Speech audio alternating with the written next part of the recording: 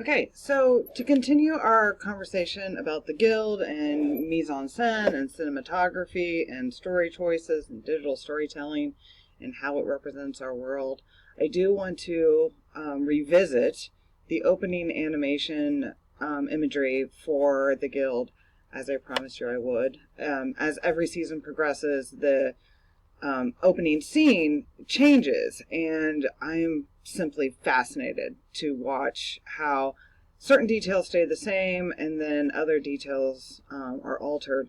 So, for example, you can tell from the difference between this screenshot and the one from season 1.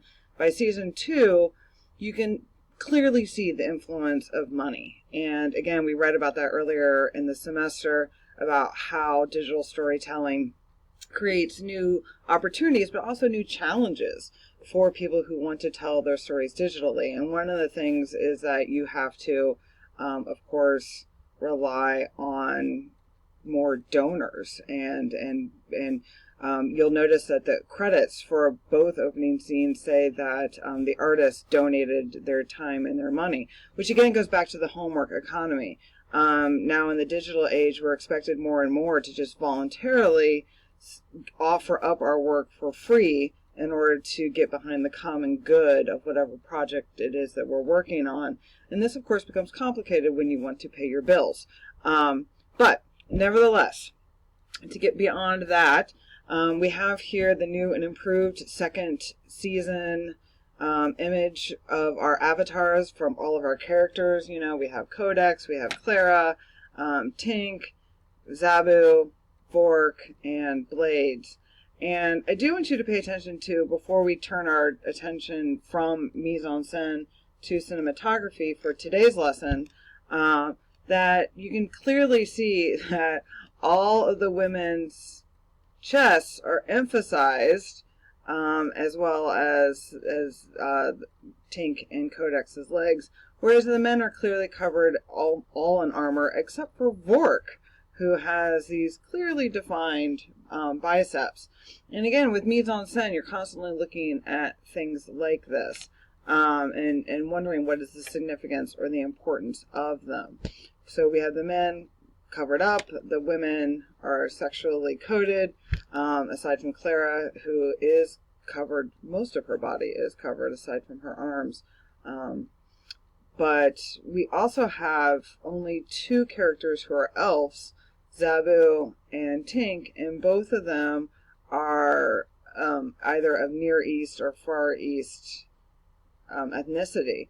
And so that's interesting as well, and something to think about. Also, we have clearly 5 characters who have green eyes and 1 character who has brown eyes. What is the difference? Why is Tink the only person whose stomach is exposed? Here we have Codex's orb, which clearly marks her as a healer, and Clara also has a wand, which gives her magical powers.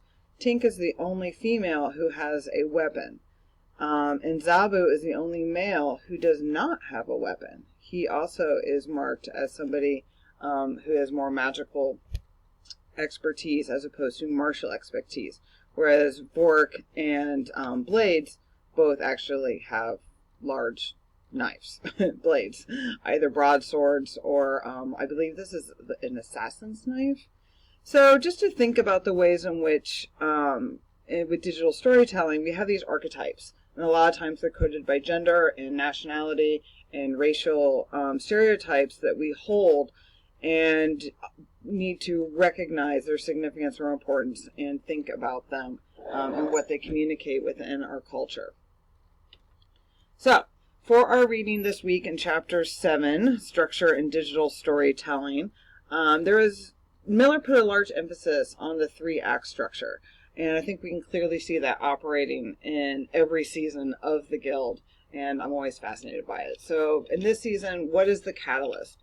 The catalyst is that, of course, we have Zabu living in Codex's house, and Codex does not want Zabu in her house, and so she's trying to get him out.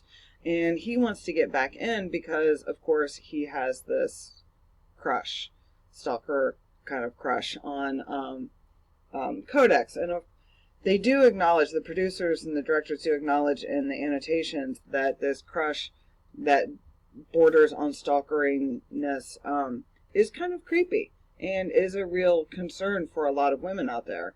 But that his character turns out to be a lot more nuanced than they originally made him in the beginning. As the story develops and explores the conflict, he becomes a lot less of a surface character who we might perhaps be afraid of, and somebody who has shown himself to be reliable, if a bit socially awkward. So we have this catalyst. Codex needs Zabu out, and it provides this whole storyline that gets developed and explored through different conflicts throughout the season. We have Vork and Zabu fighting over who gets internet access and who's going to pay for how many flushes of the toilet. I love these little details. And then we also have a new love interest that shows up for Codex in the form of the stunt person, Wade Y. So we get to follow through on that. And then, of course, there are consequences, and the consequences get fully fleshed out in what I think is one of my favorite fight scenes that I've watched, because I'm not somebody, if you know me well, I'm not somebody who likes violence, and so I do like the way that the Guild really explores how violence is staged very carefully on film sets, because that's fascinating to me. Like, how can you make violence look real in a very fake sort of environment so that you can pull along your audience? So this is one of my favorite seasons of the Guild. But it continues to get better. I do promise you that. Do not worry. So one of the terminologies that is brought up, pieces of jargon that's brought up in Chapter 7, is the difference between nodes and levels. And I think levels are something that we're all quite familiar with. Any of us who have played games in the past, even from the beginning games, Pac-Man, Miss Pac-Man, Mario Brothers, you know that you have to get through a level in order to advance to the next level. And so you have to master each level in order to get there. The idea of nodes is a little less well known, and so I am going to talk about that. And I don't think there are any levels that we can really talk about within the Guild as far as our experience as people who are participating in this digital storytelling by viewing it. But you do see it in the actual narrative arc throughout the series, because the characters within the Guild are trying to succeed at various levels and then advance, and they use that analogy in much of their dialogue. But let's again return to nodes. So a node is basically a decision or an action point within a story. And so they're little markers, but they're not exactly, they don't have the emphasis on them that levels do, that you have to master this. A node is simply something where you can either decide to do one thing or decide to do another.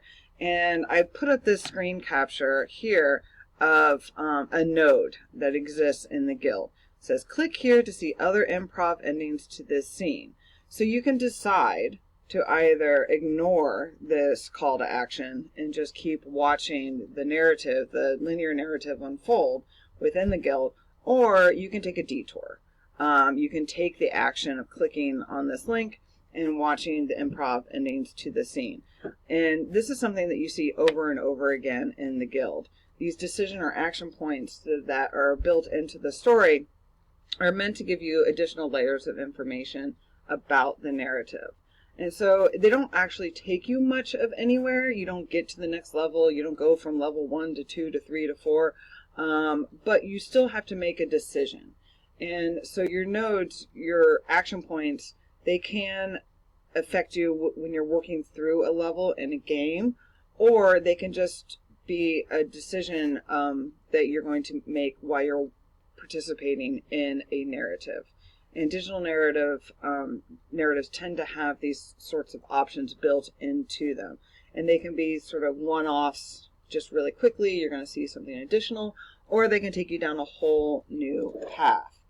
And that brings us to this portion of Chapter 7, the idea of the binary choice. And the binary choice means you either get to choose between one thing or another. You've probably heard over and over again that computers are made up of ones and zeros. And basically what that means is that no matter where you go on a computer, you can either choose to turn something on or you can choose to turn something off. You're never really given a third option. You can say, yes, I want to do this, or no, I do not want to do this. And so that's called a binary choice. It's a yes or a no, an if or a then. And these algorithms that are built into computers, which are these, it's a fancy word for complex mathematical equations that run our computers, even though they're extremely complicated, they always come down to a do you want to do this or do you not want to do this? It's an if and then. This is called Boolean logic. And Boolean logic basically means that you have to be very precise in what your options are. And, when we're at a stop sign, for example, we can decide to stop, and then hopefully we decide again to go. But it's an if or a then. If you stop, then you may go, right? If you choose not to stop, then you may get a ticket. It's not like you stop at an intersection and you have 17 choices. The way the computers works is a binary choice. And what I think is always really fascinating to me is that when this kind of computer logic was really starting to enter into its heyday in the 70s and the 80s, and it was starting to become more popularly available outside of very small enclosed scientific communities, mathematical communities, choose your own adventures became popular. And choose your own adventures, probably a lot of you are used to them. Apparently Felicia read literally every choose your own adventure that was in her aunt's mall library. When these became really popular was when new media theory was also taking off, and people were trying to explore the different ways that computers could change the way that we tell stories, both about ourselves and to ourselves. And choose your own adventures, as you know, you have to choose, if I want to do this, then I'm not going to do that. If I'm going to choose option B, then I don't get to do option C. If I want to choose option A, then I don't get to do option B. But each time you make one of those if-then choices, the additional choices sort of spiral out of control. And every time you choose one path over another, then it opens you up to additional choices, but then also closes you off to others. And this is something that people who work with digital stories and transmedia stories are constantly grappling with and thinking about and trying to figure out how to use these binary choices to our advantage when telling a story and not to confuse your audience members. So I want you to think about that as you're playing your games and as you're reading these chapters and as you are viewing the guild. What are the if-thens that we are being presented with? Now, that being said, this is my awkward segue into cinematography. Now, cinematography is the art or technique of movie photography, including both the shooting and development of the film. And what I'm hoping that you're going to really learn about here in the next couple of weeks is the difference between cinematography and editing. We're doing cinematography this week. I believe editing is next week. And they're very clear categories from one another that people oftentimes get confused. And so basically what I like to think about when thinking about cinematography is thinking about the cinematographer as somebody who is like a photographer and is working within the genre of film or video. And so the cinematographer has a lot of the same considerations to grapple with as a photographer does. An editor is very different, and we will again be addressing that next week. But when the next video starts, I will be giving you some examples of cinematography that will hopefully solidify your reading that you had online from the Yale University.